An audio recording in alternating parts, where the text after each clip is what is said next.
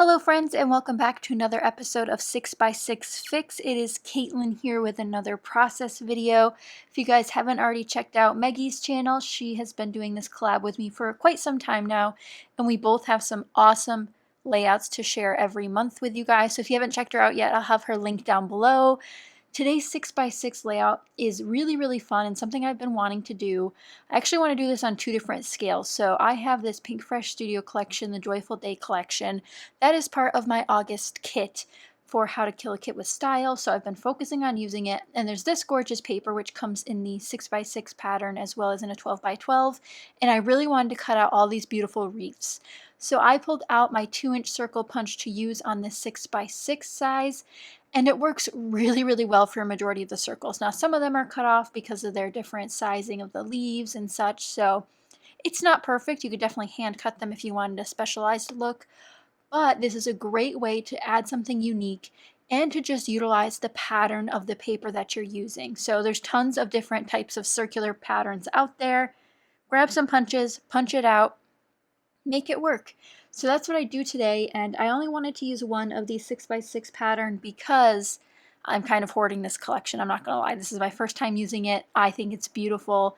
And you can also see here that I have a 12x12 craft piece of cardstock pulled out, and that I just got recently. And if you guys are interested in haul videos, I actually have started putting all of my hauls over on Patreon. So if you guys want to check that out, I have Patreon linked down below.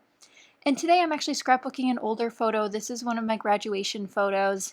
A while back I did a whole little mini album, chipboard mini album for my graduation, but I still have a couple of just the fun photos you take during graduation. I did like a full photo shoot. It was a big deal since there were so many of us graduating that year, or walking the stage that year rather.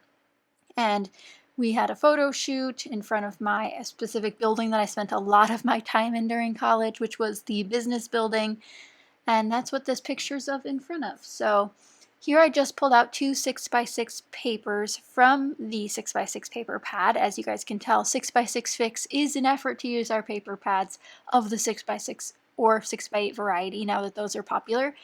But I pulled out two to create a 12-inch strip along my paper here. So that's one of my favorite tips, is to put 2 and 2 together to make it look longer than it is. This time I actually make it a little bit shorter than 12 inches because I want that frame of craft around it.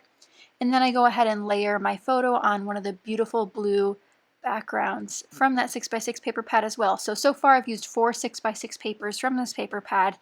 And since I punched so much out of that other sheet, it's pretty much useless. There's a couple halves I could use, but I end up just recycling it as is. I don't plan on keeping scraps like that when I can recycle them, and they take up less room in my stash.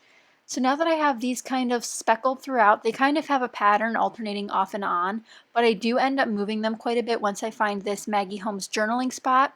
So then I layer the circle on top of this. Since it is a different floral pattern in the background of that tag pocket, I want to make sure that the floral that I'm emphasizing here is the one from the Pink Fresh Studio collection itself.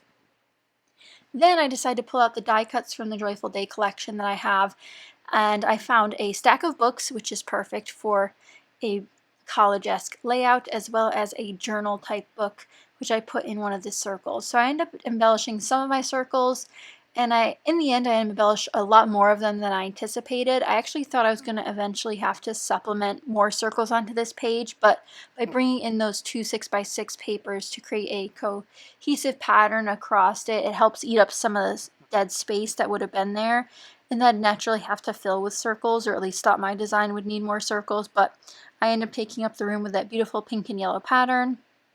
This is where the embellishments just come in left and right. I pulled in an enamel circle from a different Pink Fresh Studio collection, the Simple and Sweet collection, and that says you have a good heart, which is kind of weird to say about yourself, but sometimes you got to give yourself compliments. So I did that, and in this photo I'm actually holding my grad cap, which it's hard to see in the photo, but if you look at it up close, it says "Off She Went to Change the World."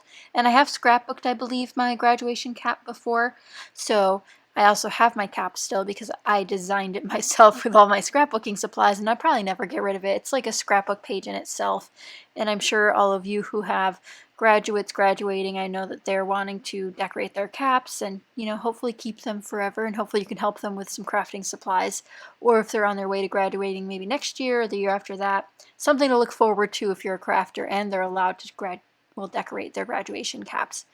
So here's where I start gluing everything into place. To be honest, I think I put these on crooked, and I want to make sure I was leaving enough room on the right hand side to include some of those embellishments that I tucked under. And I also do pull in some washi tape because it's not a Katelyn layout without some washi tape involved. And I end up doing this purple and white checkered sort of pattern, and it's in a light purple so it matches the pattern paper, but I know purple's really hard to find in scrapbooking, especially the right shade. I know I've seen some deeper purples and then some really pastel purples, but never like the middle shades, so this one was particularly hard to match up, but I do like the one I picked out. And that thin washi tape is from Me and My Big Ideas.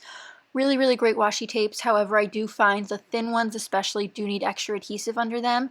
So to help with that, I often put some liquid glue on the top and bottoms of the strip instead of all the way down. It really depends on where it's going though, because if it is at the seam and could peel up much easier in the middle, for an example, it might need a little bit more adhesive. And not everybody wants to do that.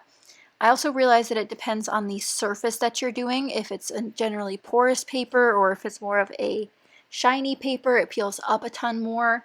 So you got to be careful about what surfaces you're applying it to. And here's where I start embellishing my embellishments. So I take all my punched pieces, put the ones that are corners or have cut edges and tuck them in where I can so you don't see them as much. And that's definitely one of my favorite tips, is obviously if you have specific designs you're working with, you can't just make them all full shapes. You know, you're obviously working with what you got. So make sure you're tucking those into the right places to make sure you're getting the full effect without sacrificing on your design. And here I take some of my excess foam and start cutting some for the back of this book set, as well as the little journal. And I really like both of those. I think they're cute and schooly without being so like primary, or, you know, the primary color scheme is generally a school color scheme. And this is one of the, not one of the first layouts, but it's one of the few layouts I have that isn't my school color scheme. I actually did pastels for my mini album, but most of my 12 by 12 pages are my school color scheme, which is orange. The other shade's brown, so I guess the brown background paper really works. My college was also known for their bricks, so that works out well too, to go alongside the brick here in the photo with the craft background that I have. They almost look the same despite bricks normally being red. So here's where I start gluing down a couple of the other ephemera pieces, and all the ephemera I used is from the Pink Fresh Studio Joyful Day collection. Then here I end up going for this Heidi Swap sticker sheet set, which is in my kit, and picking out my title. Now, I didn't really plan for this, it just kind of happened, but I go for the Choose Happy, and I'm not 100% sure where I want to go with journaling on this. Again, I've scrapbooked a ton of these photos already, but it's a momentous occasion, so I do not mind soaking it up one bit. And I think that the journaling is going to kind of go on to how, you know, you can choose happiness every day, you know? So as I start gluing things down with my liquid adhesive, I then start the finishing touch process, which is starting with my Maggie Home sticker book.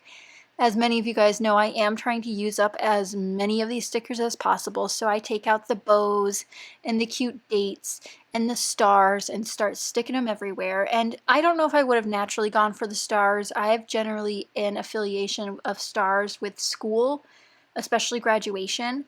I'm not sure if that's something just for me or if maybe some of you guys have that too, but I pull in some bows and stars and date spot, which is a nice mint color, and that color is not necessarily highlighted in any of my embellishments other than the punched circles and their beautiful leaves. So I think it's a really nice addition.